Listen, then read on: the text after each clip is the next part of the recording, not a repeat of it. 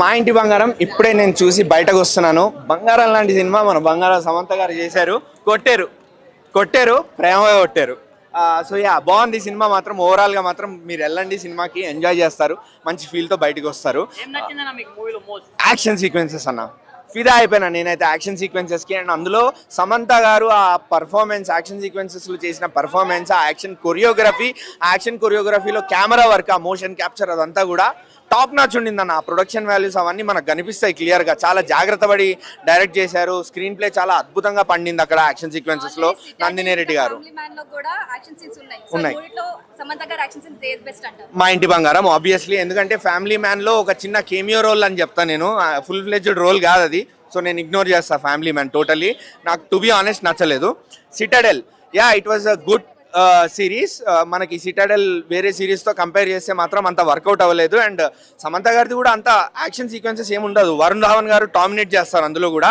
But ఇందులో మాత్రం top notch, totally focus మొత్తం సమంత గారి మీదనే ఉంటుంది. నందిని రెడ్డి గారు ఆ యాక్షన్ కొరియోగ్రఫీ దగ్గర జాగ్రత్త పడ్డ విధానం మాత్రం చాలా అద్భుతంగా వర్కౌట్ అయింది.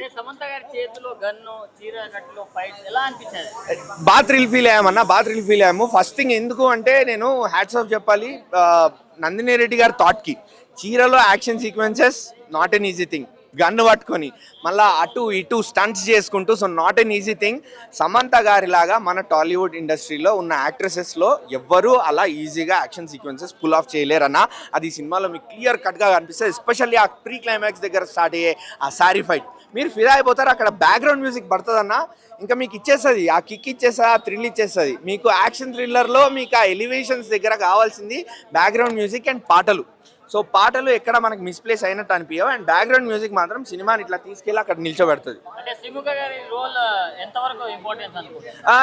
గారి రోల్ అంటే అది కేవలం ఇంపార్టెన్స్ అని చెప్పను. బట్ సినిమాలో కొంచెం ఫన్ జనరేట్ చేయడానికి, జనాలు ఎంగేజ్ అవ్వడానికి, కొంచెం మాస్ ఆడియన్స్ కూడా అట్రాక్ట్ అవ్వడానికి శ్రీముఖి గారిని పెట్టుకోవడం జరిగింది. అండ్ అది వర్కౌట్ అయింది కూడా. ఎందుకంటే శ్రీముఖి గారికి, సమంత గారికి జరిగే ఆన్ స్క్రీన్ బ్యాంటర్ చాలా మంచిగా వర్కౌట్ అయింది. ఆ కామెడీ టైమింగ్ అదంతా కూడా. ఫస్ట్ టైం కొంచెం శ్రీముఖి గారిని చూస్తుంటే ఓవర్ యాక్షన్ చేయకుండా, అరవకుండా అరే ఓకే రా భయ్ ఫైన్ సరే అనిపించింది హాయిగా. ఎలివేషన్ సీన్స్ అన్న మొత్తం యాక్షన్ కొరియోగ్రఫీ నిజంగా దాని గురించి మనం ఇంకా మాట్లాడక్కర్లేదు. ఇప్పటి వరకు నేను మాట్లాడింది అదే. మనం బ్లాస్ట్ జోన్ సినిమా చూసి ఎంతైతే మనం పొగిడామో, మొన్న రీసెంట్గా సోషల్ మీడియాలో కూడా ఎంత హైప్ క్రియేట్ అయిందో, నేను క్లియర్ కట్గా చెప్తున్నా ఇది కూడా చూసి మీరు అంతే యాక్షన్ థ్రిల్ ఫీల్ అవుతారు, అంతే ఎంజాయ్ చేస్తారు. యాక్షన్ సీక్వెన్సెస్ ఉమెన్ సెంట్రిక్ మూవీలో లాగ్ ఉందనే చెప్తానండి. ఎందుకు అంటే మీకు స్టార్టింగ్ స్టోరీ చెప్పడానికి టైం తీసుకున్నారు, స్టోరీలోకి వెళ్ళడానికి